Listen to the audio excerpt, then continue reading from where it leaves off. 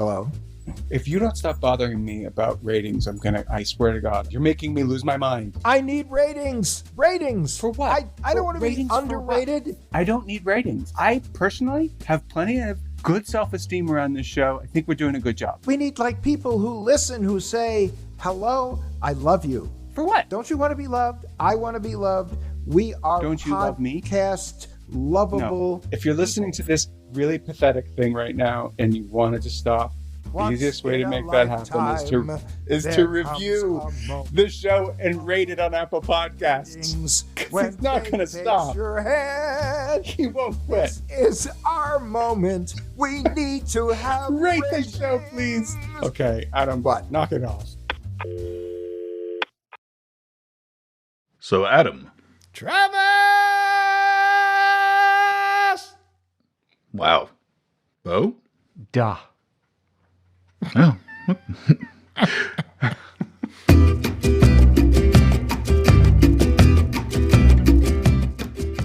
you want me to say Travis?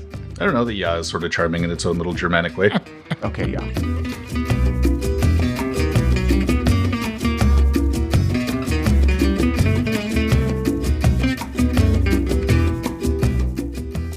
So I was reading something kind of interesting that's a spin on a very, very familiar form of cybercrime. Instead of trying to infect a computer with ransomware to encrypt it, a group that was claiming to be the remnants of the DarkSide ransomware group are now using distributed denial of service attacks on targets and demanding ransom just to make them stop. So they're aiming a botnet at a site to shut it down? Yeah, so they'll just bombard you with fake traffic from a botnet. In this case, from a bunch of compromised routers from Latvia that all hit you all at once, and then they just say, if you want us to stop, pay a ransom. That sounds like the title of a movie. Routers from Latvia. If you think you've seen everything, take control of your own destiny and join us. If you think you know love, is considered interfering with a police investigation. I really think you have me mixed up with somebody else. It's time for you to see. I don't like this one bit. Not one bit. Routers from Latvia. Yeah. I thought you were... It's using a botnet called the Maris botnet, which is Latvian for plague. So that sounds kind of ominous. So would you call a DDoS attack like an annoyance attack? A little bit. If you're going after something that's, again, the critical infrastructure, if you're bringing down a massive server, if you're bringing down something that, say, provides services for a lot of businesses or a lot of social networks or something like that, then that could be pretty devastating. And we've seen a few times there have been some really just mass denial of service attacks that have taken down, I think, like Amazon Web Services once.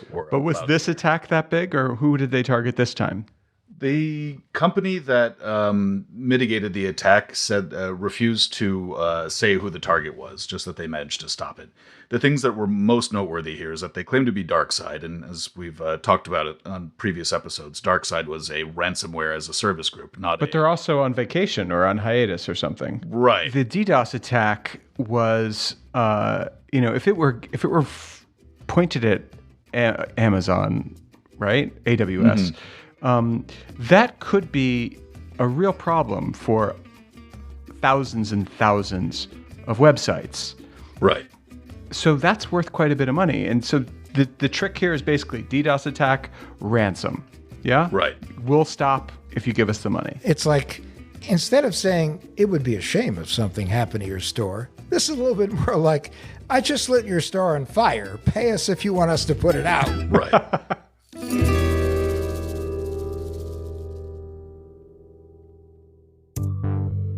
Welcome to What the Hack, a show about hackers, scammers, and the people they go after. I'm Adam, Cyber Bull. Oh, I'm Bo. Sadly, Cyber Red Cape.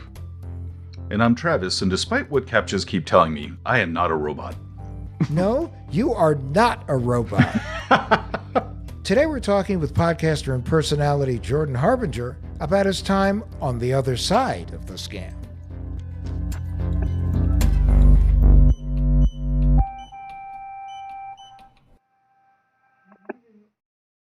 Bo Travis and I created What the Hack with Adam Levin to share stories and provide the tips and tools necessary to better protect you, your family, and the nest egg you work so hard to build in a world filled with scammers, fishers, and identity thieves who are working around the clock to take it away.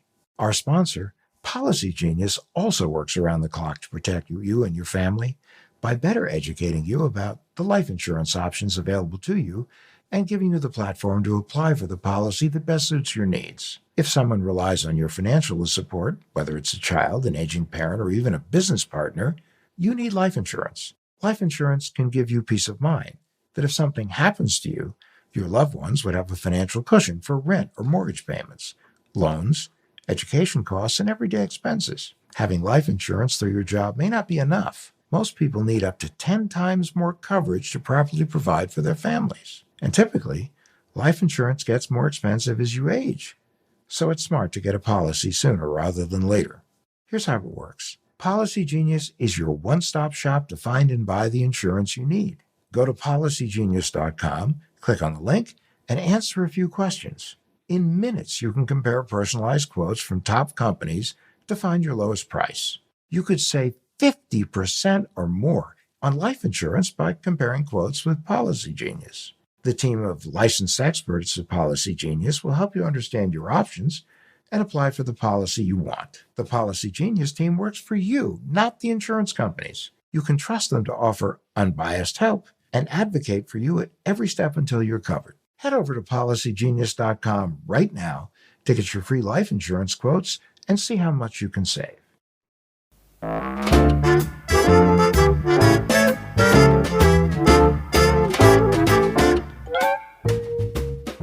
Today's guest is Jordan Harbinger. He is a podcast guru. He's done everything from be a driver for a security firm, profile celebrities, self-help guru. He was one of the original chat room predator root out guys. Ended up working with the FBI. He was also a lawyer on Wall Street. He's a social engineering expert. Jordan, have I left anything out? I mean, you're going over a career, like, this is like from 16, and I'm 42 now. So no, you got it all, but it also sounds like this guy doesn't do anything but post things in his LinkedIn bio, which is funny. The world's longest Twitter bio.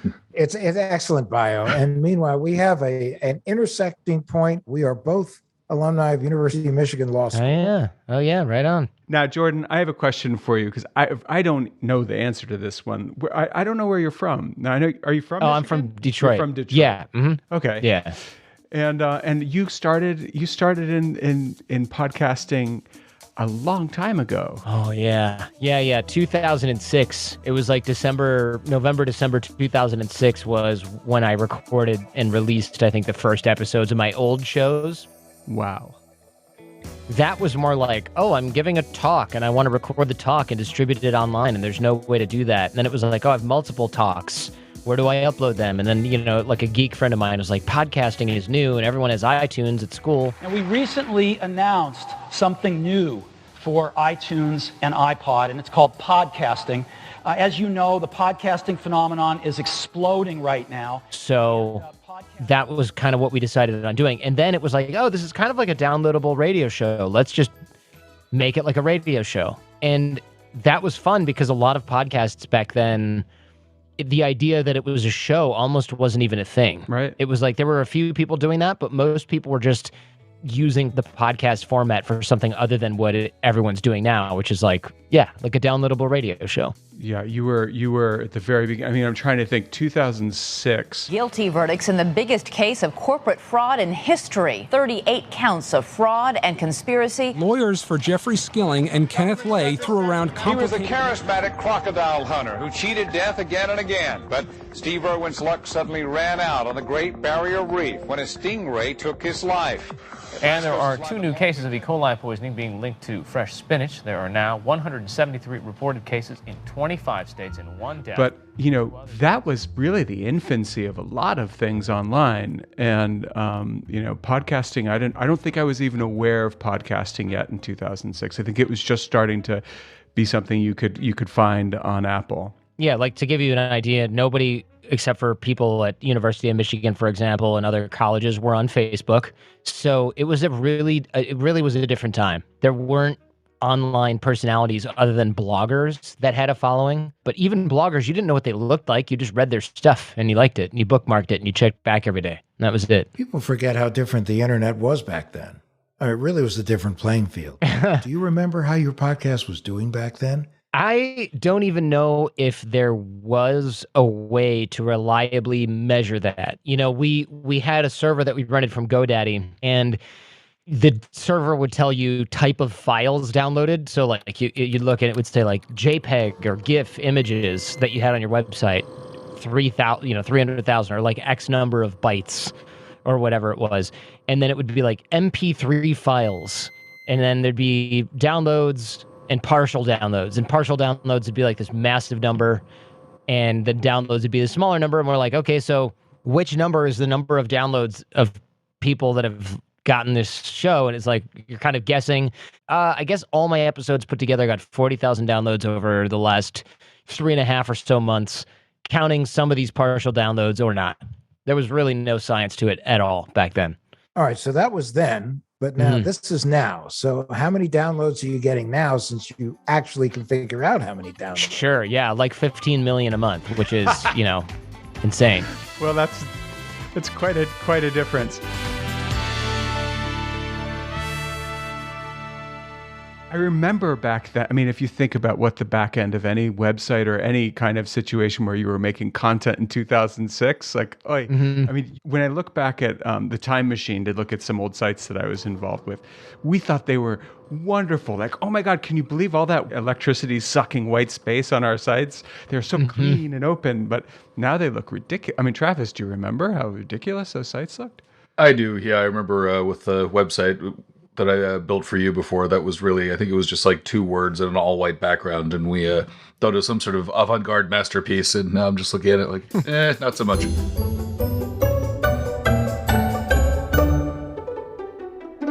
Yeah, I thought it was the coolest thing ever. Absolutely, 100%. And you could only tell if somebody had like clicked a link or downloaded a file, and that was it. That was all the information you had.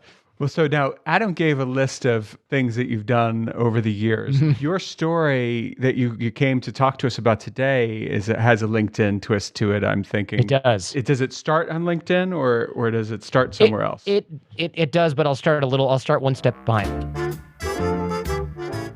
I used to run these programs where I would teach people like networking skills, social skills, body language, nonverbal communication, rapport building skills, things like that.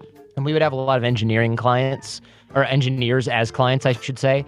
And they would come in and they'd be like, yeah, we're working on this augmented reality for the battlefield. And I was like, what's augmented reality? And they're like, oh, you'd look through a camera and it would show you things that are behind hills or under cover. And it would use satellite data instead of just a heat signal and just all this stuff. And I'm like, should I know about this? Should I know about this type of cruise missile or whatever design that you guys are working on? Should I, have any real insight to this? Should you be talking about this in my living room or the office or wherever? It was all dudes, yeah. It was all dudes, and they're just like, yeah, whatever, it's okay. He's got a top secret clearance. She's got a top secret clearance, whatever. And I'm like, well, I certainly don't, Well, these are like night vision goggles on steroids, right? Yeah. And like stuff that we look at now that probably isn't even public facing. These guys were working on it 10 years ago. And I just, I don't know much about cruise missiles or augmented reality in the battlefield or rocket propulsion, but I'm pretty sure that you're not supposed to just be blabbing about it when you're something you're working on at a defense contractor. So that got me really curious if most people were as loose-lipped with all of their specialized knowledge. And that's what got me to LinkedIn. Most people are a little loose-lipped about what they do, their specialized thing in certain settings, right? Yeah. I've met people who have big jobs and you're in a setting where you can hear what they do and what's going on at their jobs, which maybe has been in a newspaper that day, and you think like, I cannot believe I'm hearing this. But the only reason you're at the table is they know you're not going to say anything. Right. But when you get online into the same kind of conversation with someone you don't necessarily know so well, it is amazing how much people will tell you. But I was always thinking that was more like in the dating world. Yeah. I mean, there's a lot of different, I guess you would say, metaphorical rooms or tables, and some of those tables are, in the metaphorical sense, are LinkedIn groups or job interview situations. And one of the things I started to do was have discussions in those groups. But I found that, if you can get to the point where somebody's on the phone with you and you say, yeah, I'm really interested in jet propulsion, but I want to work on these types of projects, and you're using all this specialized terminology, somebody might go, oh yeah, well, we are working on supersonic, denial systems, naval denial systems, or like sea-based denial systems. And you're like, okay, you're definitely not supposed to tell me that, but you think it's okay because I'm an engineering student and I'm talking about my interest in subsonic or supersonic missile denial systems, anti-carrier missiles. And you're just like, well, this person's done their research. They work in the field. They're not going to say anything. They're just trying to get a job here. They're going to end up being my colleagues. So I can talk a little bit about the project that we're working on. And it's like, well, you're not even supposed to be mentioning the project exists probably at this point.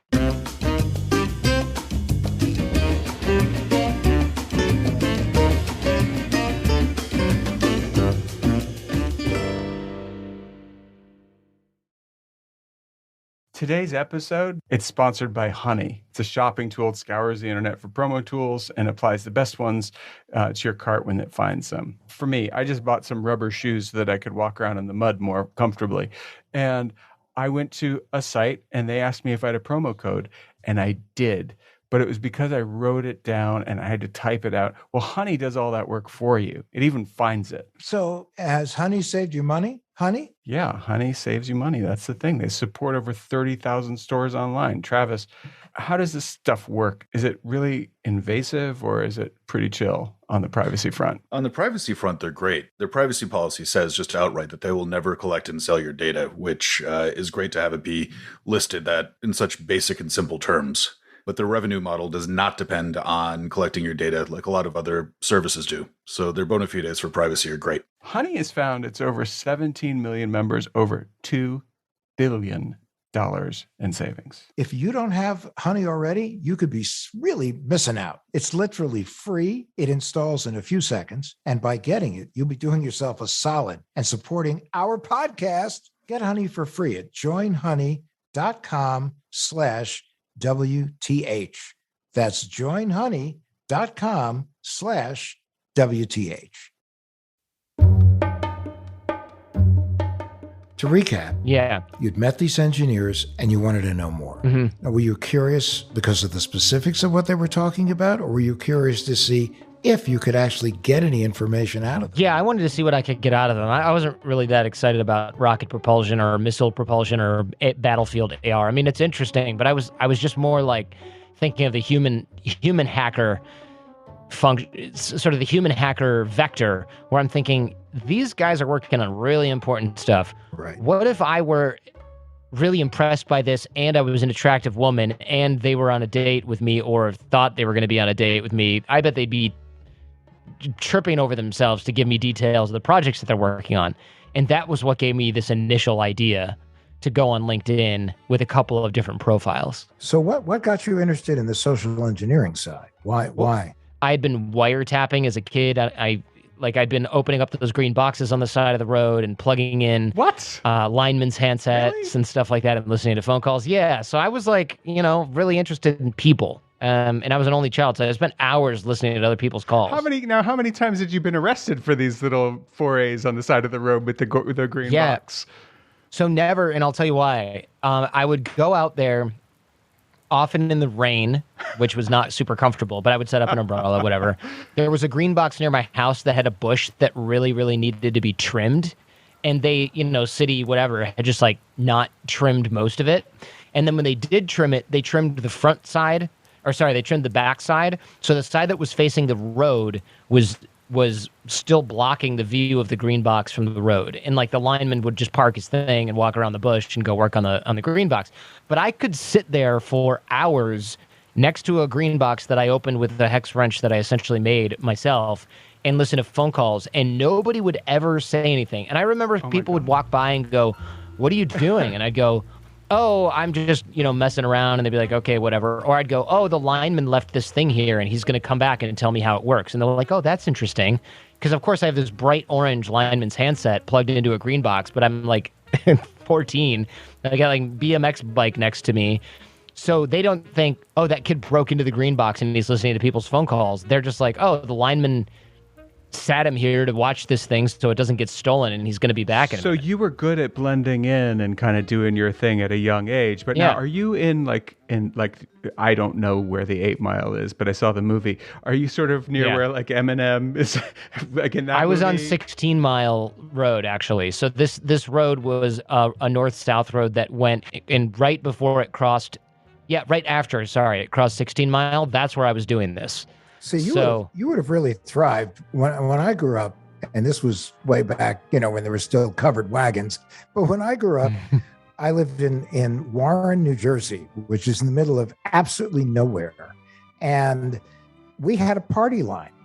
Oh, yeah. You wanted to use the phone? It was like Ernestine. You had to pick up the phone and hope someone would plug the phone into something.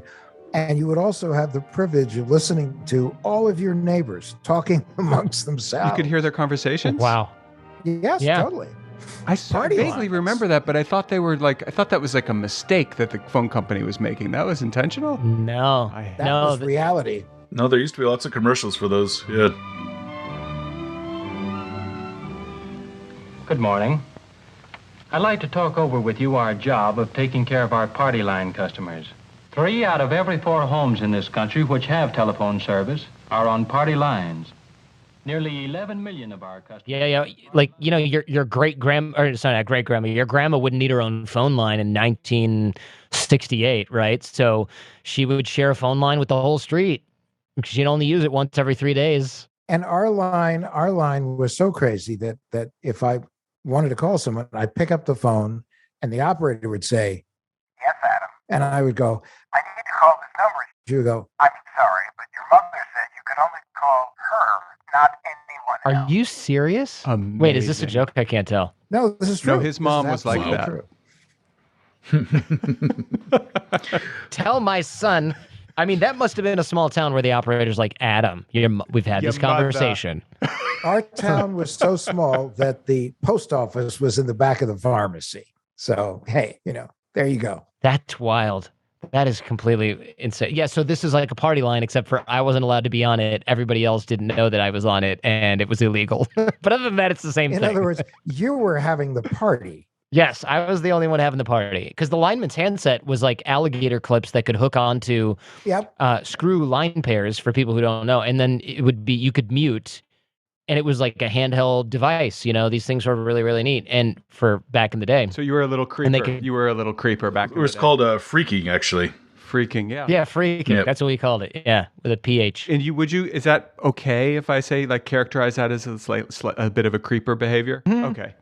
Yeah, but I was 14, so whatever. Who cares, right? Totally. I mean, 13, 14. 100%. Everybody creeps at 13 and 14. I didn't have anything better to do but creep at age 13, 14. So, Travis, I seem to remember you have a little freaking in your past. Really? Just a little bit. Mm-hmm. Yeah. Yeah, I was not eavesdropping on anyone in the neighborhood, though. But Share. There used to be these apps, I doubt they still work, but little computer apps and that you can get that could break into phone networks by way of playing little tones. Yeah. I don't know if you remember the old payphones, but when you'd put a couple of coins in, it'd make that little chirping noise. That would let you know that.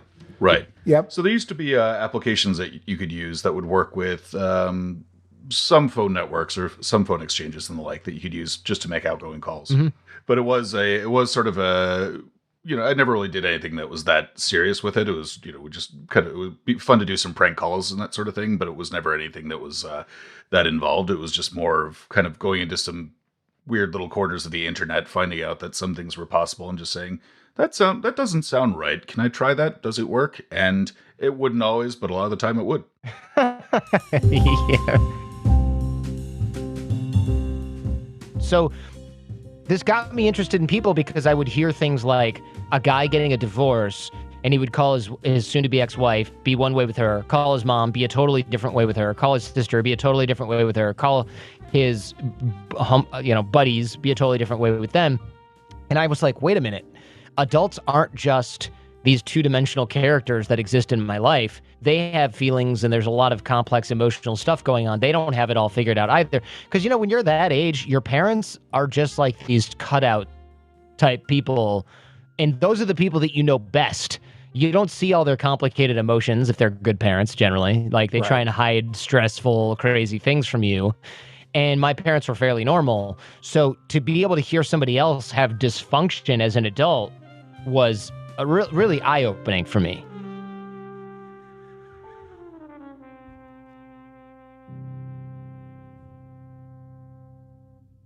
You're a student of human behavior. You even called it human hacking earlier. So what was your first step in hacking these engineers on LinkedIn? I started a LinkedIn profile as a recruiter, a job like a corporate recruiter. And it was very basic. And I joined a lot of these top secret clearance groups on LinkedIn. So it would be like top secret cleared job offer group. And all you had to do is email the admin to be let in. There wasn't some kind of like verification process. You just say, hey, I want to be in the top secret cleared groups thing. I have a clearance. And they'd go, okay.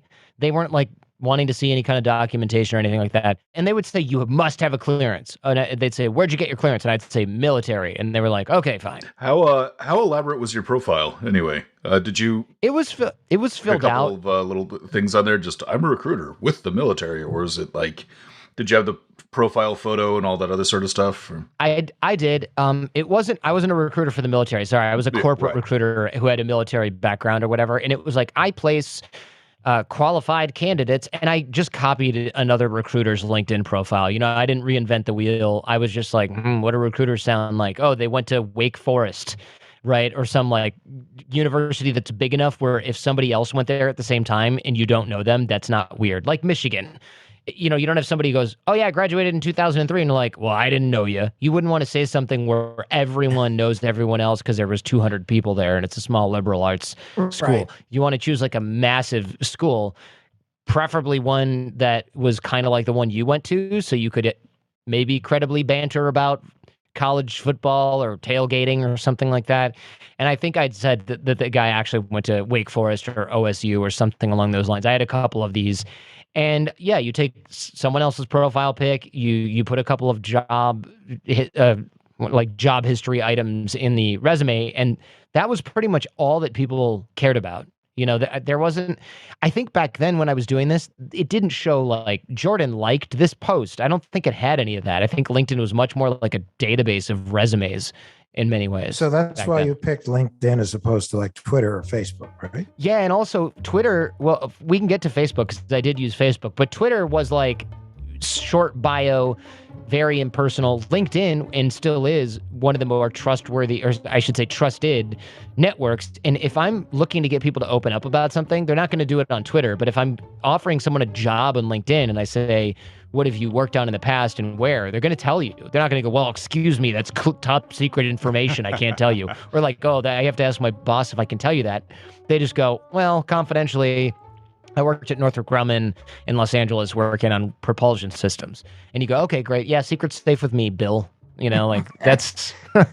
Thanks for telling me that you're now working on a nuclear weapon. Yeah. Are they even asking you questions? I mean, do you have to ever resort to your John Lovitz? Like, yeah, that's the ticket, or are you just kind of? Not really. I mean, it was unsurprisingly, everybody was pretty trusting. Wow. Like the top secret groups, I would interact with people. They would be offering me jobs, or they'd say, hey, we have this job. Can you offer it to some of your people? Some people I would just ghost because I would not want to out myself. Right. But I was really looking, and I also I felt a little guilty about wasting people's time because, I mean, they're looking to put someone in a job. I don't want to cost someone a job for this dumb stunt that I was doing, But I would message people about fake jobs that didn't exist. Speaking of wasting people's time, I would message people about fake jobs that didn't exist and encourage them to apply and get information from them as well. people just assume, since you were in these top secret groups, you were actually who you said you were, right? Yeah, like, oh, the admin of this group must have cleared this person. They must have checked if he has a clearance. Also, why would you lie about having a clearance just to offer me a job? Like, he's not trying to get a job. He's not a spy. He's trying to give me a job. That's not what you spies went in do. as a dude. You were just like, not Jordan, but another guy who is... Yeah, some guy. Okay. Yeah, and I had another profile that was also an engineering student, and I used my assistant's photo, and she was like, I was in Hollywood at the time, so she was a photographer, singer, actress, model, assistant, admin. So you had the catfishing channel, and then right, that's right. And Hollywood. Yeah, I love it. Yeah, and she was like, "You want to use my headshots for what?" And I was like, "Hear me out here. I'm gonna catfish a bunch of guys into thinking that you want a job at a defense contractor." And she's like, "This isn't gonna get me in trouble, right?" And I was like, "Probably not. Not totally sure." Not exactly. Wait, so you really did? So I was just shooting from the hip. So you were you intentionally set out to catfish these dudes?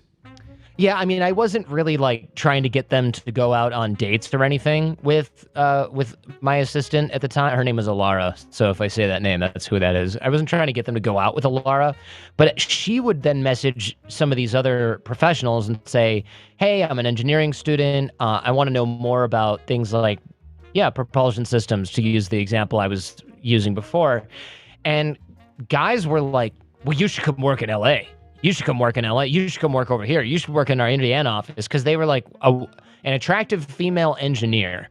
There's not like a whole lot of those every year in the new incoming class and defense contractor in any industry, frankly. It's usually kind of a dude-heavy profession, as you guys are aware. So, one, the HR departments loved her because they want to diversify their engineering staff. The engineering staff loved her because she was a personable, attractive female who was interested in the stuff that they were interested in. So she got a lot of attention from all the people that I wanted to get information from. And so they would answer her questions like really fast and really complete. She'd say, "Oh, I want to be in the sun. Where's the office? Is it near the beach?" "No, actually, it's a little bit more over in this location. You can look up here, but, our propulsion people, they work out of this place, and, you might be able to do this." And the type of work, "Oh, I don't want to work on something that my internship, I worked over here and I got stuck working on this. I want to make sure I'm not getting stuck working on that. Well, if you join us, you'll be working exclusively on rocket propulsion because that's my group and I can make sure that I request you and you'll be working with me." Stuff like that. And I would say, "Oh, good. Can I call you sometime if I have any questions?" And they would give their phone number, which is an office phone. And I would later use that for other things. Like I would spoof it to call someone else.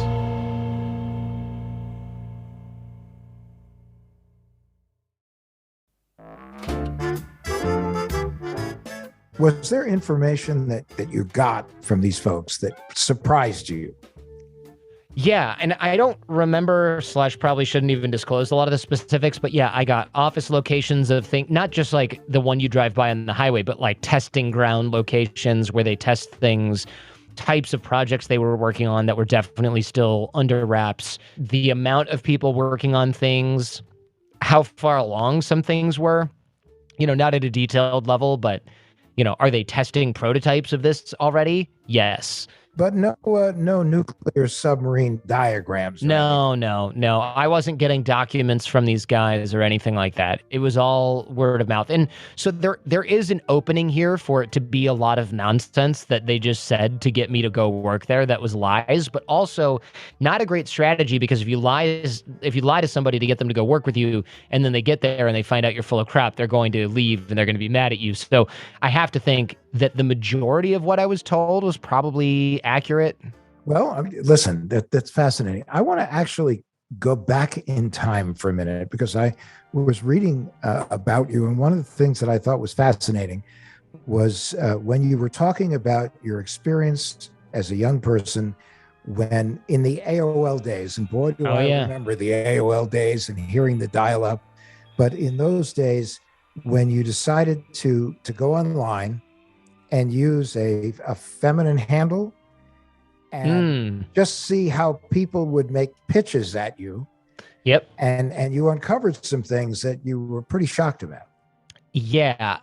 I did. So when I was about 16, 17 years old, maybe, 16 sounds about right. I worked in Detroit, in downtown Detroit, and everyone I worked with is older. And they would say things like, oh, what's going on with the girls, man? And I'd be like, oh, I don't date because I'm 16. And they'd go like, well, where do you meet girls? And I'd go, I don't know. Online, I'd use Instant Messenger, AOL Instant Messenger, and I chat with them. Or I think they were just called instant messages. I don't even think instant messenger as a program existed. It was just like inside the AOL program that came on the CD or the disc. Right. And I would look for girls in my area and just start chatting with them. Well, one of the guys had a brilliant idea, and he said, if you want to know how to get women to respond to you, you should set up a profile as a woman, which back then in AOL days was only a screen name. There was no photos or anything. You would just make a screen name that sounded kind of girly and see what all the guys say. Like, just go online, leave it on like overnight or like at night when your parents aren't using the phone, and just leave it on for a few hours, maybe during the day when you go to school, and come back and look at all of the incoming messages from the people that try to start chats with you. And you'll find out what everybody is saying, and you can basically avoid being the guy who sends a message that's like, what's up, or hey, right? And maybe some guys will have clever ones and you can steal those.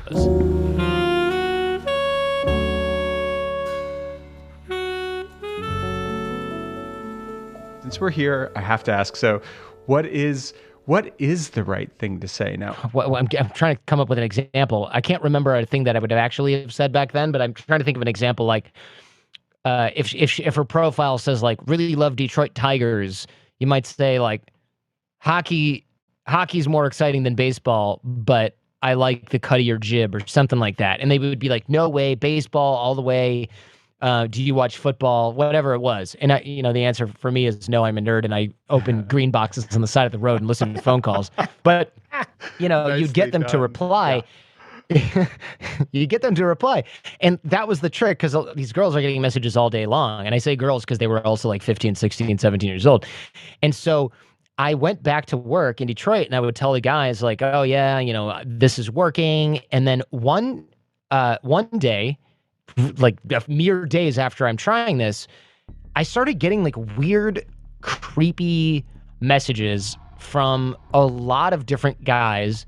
And their profile would say like 37 years old, living in Allen Park, Michigan, which is nearby. And it would be like creepy come on stuff. And I'm like, my profile clearly says that I'm a 15-year-old girl living in Birmingham or whatever it was, Michigan. What is this guy doing? And I remember printing off the chats because I was like, these guys are such losers. And I would print off the chats and I brought them to work and the guys were having a big laugh over the printed out chats. And they're like, these guys are losers. And then one of the women at work was like, wait a minute, hold on, this is creepy as hell. And I was like, what do you mean? And she's like, you don't understand because you're 16. But this person who's 37 is hitting on a girl that he thinks is 15. This is not just like a dork with no life. This is like a predator. So she told the boss looked at these and he was like, we got to tell the police. So he called the police and they were like, we don't handle this because it's like multi-jurisdictional. You have to call the FBI. So we called the FBI. They were actually only mildly interested. And then they had us fax the transcripts that I'd been printing off. And once the faxes went in, we got a phone call back like 5 minutes later. And they were like, whoa, this is worse than I thought. And I was like, yeah, and this happens all day, every day to this screen name on AOL. And so they were really interested in me sending more and more and more of these chat transcripts. And this is so early in the game. This is in the 90s, right? This is like 1996, 97. This is so early in the game that I remember the agent from Detroit said, we don't handle cybercrime in the Detroit office. Only DC has a cybercrime division. And so I remember talking with a cybercrime agent or something like that with my boss and with this Detroit agent on like a conference call type situation. And they were so confused because they were like, so this is a predator that's messaging you how on America Online by typing? have they sent you any obscene photographs or anything? And I'm like, no, those take like 10 minutes to download. I wouldn't do that. You know, it's like, have you met up with any of them? I'm like, no, I'm a man. I'm 16, 17. Like he thinks he's talking to a girl. And because the stuff they were covering back then was somebody using, I don't know, the Swift system to like wire themselves $3 million, not internet predators. Like they were looking at real hardcore online fraud using like specialized enterprise systems, not AOL. They, not ever. So this is like you were To Catch a Predator before To Catch a Predator ever ended up on TV. Exactly. But this is really good because we're talking about the fact that this is how you got your skills. These are tactics, for instance, scammers and hackers would use. Right? Yeah. So you got these skills. So now, if we go back to the defense contracting phishing that we were talking about, it sounds like you were in a position to get spy-grade information. You mentioned getting locations, phone numbers. How was that? I mean, how did that make you feel when they were just throwing this stuff at you? So the first thing I did was email the EFF and was like, am I going to go to prison if I keep pulling this experiment? Because the last thing I want to do is do this and then be like, look what happened. And they're like, cool, you're under arrest. Okay, for our listeners, we have to break in and say, like, Travis, you want to tell everyone what the EFF is? The Electronic Frontier Foundation, if I'm not mistaken. Mm-hmm. So you called the EFF, and the EFF told you what? They were like, here's kind of the lines that you don't cross. Don't ask for things that are blatantly classified, because if you get them, now you're in possession of them, which is illegal. And if that person gets caught later on, they're going to just follow a train back and be like, what IP was logging in is this person? It must be a Chinese spy. Oh, it's some schmo trying to get data together so he can give a talk at DEF CON? Well, arrest him too. Right? So I was nervous about that kind of thing. Did at any point you just start to get really nervous about the things that people were telling you? Because it sounds like that would be an easy line to cross if you're just having that communication with the multiple people all at once. Yeah, there were a few people where I actually ghosted them because I was like, I'm sort of demonstrably right up against where something weird might come out. Like they were trying to, maybe they were trying to get my assistant / me to meet with them, and they were going to show me things that they were working on. And I was like, well, I can't show up because I'm not Alara. I was using Alara's photos, but also I don't want them to be like, fine, I'll just send them to you in an email. I'm like, don't do that, because even if it's just confidential information that's proprietary BAE Systems, Northrop Grumman documentation and is not classified, they could sue me, right? For you're not supposed to have this. You tricked somebody out of this using deception. And I'm like, ta-da, I found a hole in your security. They're not going to be like, thanks for that. They're going to be very unamused, I would imagine. Yeah, this is not the bug bounty deal. Yeah, this is not the bug bounty deal. This is like embarrassing somebody. And bear in mind, also, a lot of the people that had TS clearances were Lieutenant Colonel something retired, a senator from Ohio, right? Like these are people that had real clearances that were giving me information that they probably shouldn't. And I'm not going to come out on top of that equation. That person's going to call in a favor or frame it like, this guy tricked me, or this guy is doing something wrong, because they're not going to let their career take the hit. So yeah, I got pretty nervous with some of these people that had titles before or after their name, especially some of the military guys, because I was like, they might know a lot of stuff, and I just don't want it showing up in my inbox. And they may know how to find you and how to send other people to find you, and then no one can find you. So right, exactly. Yeah, I was more worried about prison / a lawsuit. I wasn't worried about getting offed by anyone, because nobody was like, here's the F-35 plans, But somebody could go, oh, I wasn't supposed to give you that. And I had some of the people say like, you're not supposed to have this, but here's something we're working on. Does this look interesting to you? Mm. And I'm like, they could get fired for that. And then that's a lawsuit. And I also didn't want to get anybody in trouble, because I was just trying to prove a point. I wasn't trying to be like, haha, ruined your whole life, stupid. You know what I mean? I imagine this whole experiment taught you a lot about how people react in these type of scam situations. Yeah. What were some of the things you learned that have really stuck with you? So there were a couple things that I used that worked almost every time. In rapport, if you disclose first, other people will open up. And those are like trust triggers. So if I say, oh man, I'm afraid to go work out there. I'm going to be all alone. I don't know anyone in Indiana. What am I going to do? I feel like maybe I should just stay in California. And the person would say, I also am pretty lonely out here. I'm not getting along well with my significant other. And, it'd just be great to have somebody in the office that I can relate to because everybody's so left-brained. And I'm like, this guy's basically telling me stuff that he would not want anybody at his office to know and certainly wouldn't want his family to know. And now he's, of course, going to trust me with something else that is not shareable, right? And so it shifts when you disclose first and you're using rapport. It shifts from someone violating a policy that they should know better to helping somebody in need. And also, the other takeaway is people go, I would never fall for that. Bear in mind, I'm getting 1 or 2 nuggets from each person, and then I'm backing way off. We might be talking about McDonald's Filet-O-Fish for the next 2 weeks, 2 or 3 messages back and forth after you gave me your office phone number or the project type or where the test thing is that you're located at and you feel isolated from your family.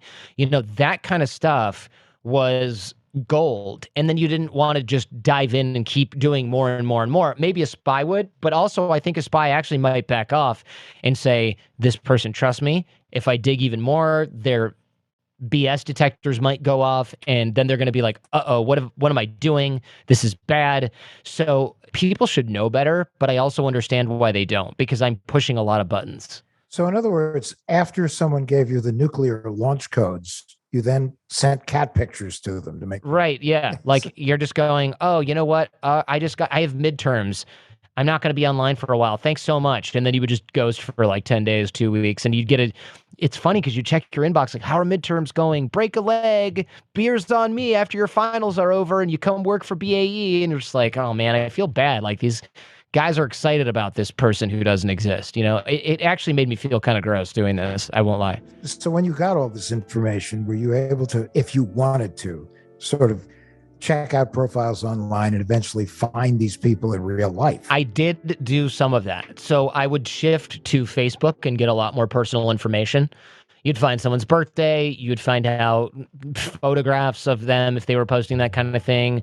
People would post things on Facebook that they would be hesitant to share on LinkedIn, but they're sharing details there that they almost feel are compartmentalized from LinkedIn, or even if they're not compartmentalized, I don't put what I ate for lunch on LinkedIn, but I see a lot of people doing that on Instagram. So you can gather a more complete picture of somebody using different types of social media.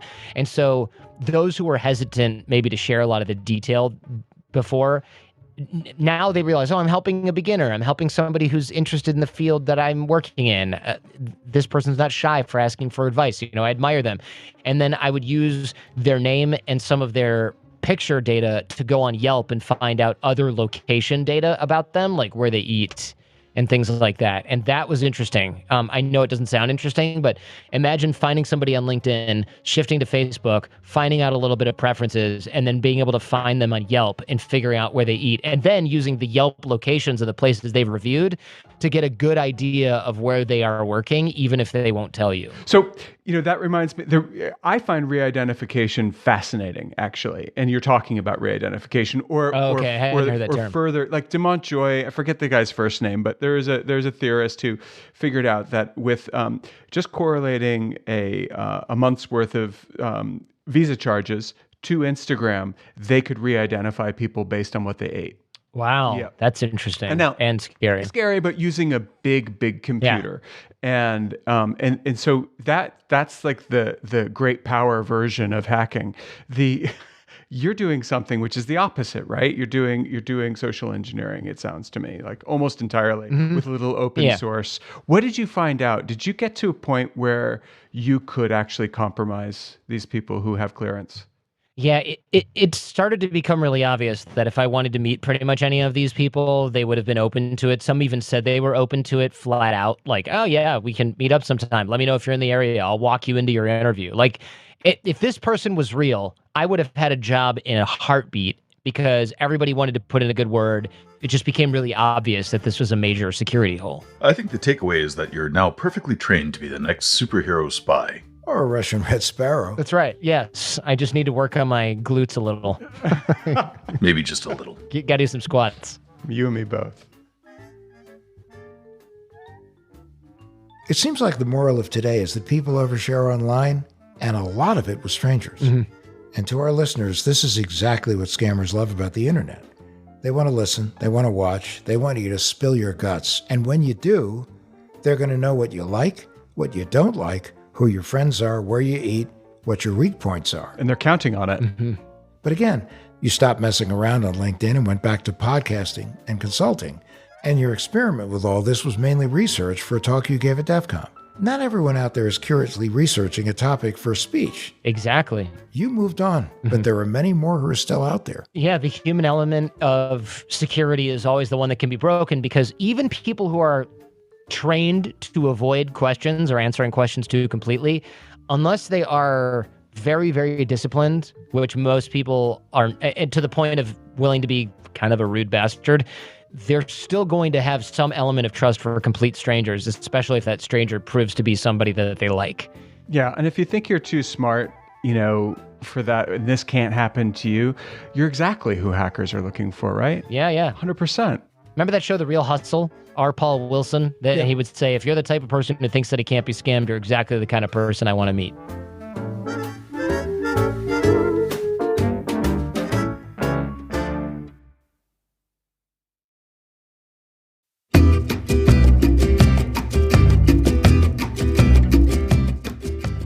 Jordan, thank you so much for being on the show today. And if any of our listeners wanted to know more about you or listen to your podcast, where should they go? I host the creatively titled Jordan Harbinger Show. It's available on, anywhere you get your podcasts, Harbinger. And I have some great shows for people that are interested in cybersecurity. We had Nicole Perlroth on the show. I've got a couple of hackers that can't reveal their identity coming on, talking about cyber warfare and some of the Ukraine stuff and the denial stuff that they're doing as well. But I also, I've got a lot of various shows of interest that I think people who are interested in a show like What the Hack would really enjoy. Well, I love the show you did with Richard Clark. I thought. He's good. Awesome. Yeah, he's good. And who else did I have recently that I think people would enjoy? Ray Dalio's good. He's always good. Mark Cuban's interesting. But we've had Kobe Bryant, Malcolm Gladwell, Matthew McConaughey, and a bunch of people that you never heard of. Exactly. I was just going to say, blah, blah, blah, blah, blah. But Joe Barone, oh my God. That guy's accent alone was worth the price of admission. I just was listening to it today. Anyway, you've been just an awesome guest. Yeah, thank you. So have I told either of you guys, I think I must have, when I was at Air America, about the USB drive I got from the guy from Lockheed? It's sort of in one ear, out the other. All right. Vaguely. Adam, what is one of your pet peeves? What does that tell you? No. About me? The one that drives, I think, both of us crazy is that we have to send you a text to get you to look at your email. Is that true, Travis? Yep. Yeah. Emails die a very sad and lonely death in your inbox. Very true. It's like, one is the loneliest number. Well, that's kind of what an email feels like in the land of the loneliest number. Yeah, listen, it's strategy. It keeps me from getting hacked. I won't get phished that way, but it's not true. Of course it's not true. So that was also true when it was just snail mail. When I was at Air America, I never opened my mail. And one day, a colleague, John Irvin, was sitting with me, and he was like, "Can I open your mail, please?" I was like, "Yeah, I guess so. Go ahead." So he opens up this letter, and he walks over to me and he goes, "I think this is serious." And it was a zip drive that someone had sent with a handwritten letter. And it was this person who worked for Lockheed in Afghanistan, and they were against the drone attacks that were happening at the time. And on the zip drive was information about all the U.S. forward operating bases in Afghanistan, and at the time also Pakistan, which was at the time was classified information. Awkward. So we called in Jack Rice, who had a show at Air America at the time and was a former CIA agent, and he saw what it was and left the room. Just what Jordan said. He was like, I cannot, if I see that, I will get arrested. Mm-hmm. And the reason is he had clearance to see it. Now, I didn't have clearance. So what we did was we opened it on a junky computer, and then we called the FBI right away. The FBI came. They took said junky computer and, interviewed all of us, and that was the end of the story. But this really serious stuff Jordan was talking about. Oh, yeah. But, I mean, were you not concerned about the fact that he had a phone number? I mean, let's just role play this, Travis. Like, so you have that phone number, you spoof it, what can you do? Just about anything. You can present yourself as a coworker. You can present yourself as a supervisor and get someone to send you information. A lot of the time, if you are calling if you're calling someone and you want them to be able to really cough up the goods, make them think they're going to get in trouble if they don't. That's one way a lot of just basic scams work, is that if you say, like, hey, I need you to do this, and this is your supervisor or employer of some sort, people are going to kind of jump to, especially if they're a new hire and they don't really know what to expect yet from communications. So it's the telephone version of business email compromise. Right. Yeah, if you think about it, especially from what he was saying, that there are people working in pretty separate departments. If you're working in engineering here and testing here, and there's a home business office here, or what have you, that ends up meaning you're not going to, people in these separate departments aren't really going to be as familiar with who's even just one building over. And so if you get a phone call, especially if you're a trusting person, like a lot of these people seem like they are, you're not going to have any reason to think that it's anything other than the person at that phone number. And this is why we always tell people to be very careful when you receive a phone call from anybody, even if it looks right. If the name is right, the number is right, that doesn't mean it's necessarily right, especially if they're asking you questions about personal identifiable information. Then that person becomes not Mr. or Mrs. Right. They become very wrong, and you don't need any part of that. Or at least suspect. How do you is this just a situation where you hang up and make the phone call yourself to whoever is supposedly calling you, or? Well, the first step is you can listen, just don't say anything, or say, hey, thank you, I got to handle something. I'm going to call you right back. And then you independently verify the phone number, and you can even go a little further and say to somebody when you call, does so-and-so work for you? Because I just got a phone call from them. Their information might be at least available to other people who are doing customer service rep work. Now, I mean, people might not even know at this point, having listened to the show for a while, that you did found Cyber Scout, which gave companies advice on how, among other things, how to stay cyber safe. This seems to me like it's pretty far up the chain of serious stuff that can happen. No, it's very serious. We were a company that specialized in making people paranoid and also understanding where your vulnerabilities were. But in the old days, it was trust but verify. Today, it's never trust, always question. Verify, independently verify. Yeah, I think one of the things that's just so striking from the guests that we've had on this is that the same methods and the same tricks work if you're just trying to catfish someone on a dating site, or if you're trying to get access to classified information and material. That it sounds like it's a lot of the same just social engineering tricks, one way or the other, of having a picture of a pretty person on LinkedIn can open a lot of doors for you. Sort of the same way that having a pretty picture of someone on Match.com can do the same. No, listen, it's so true. And social engineering is exactly that. Getting people to tell you something that you want to know that they don't realize that they're actually giving away, or creating such trust with people that you make them want to give you the information, as opposed to you're luring the information out of them. Yeah, or just getting one of those little alligator clips and going into the phone box.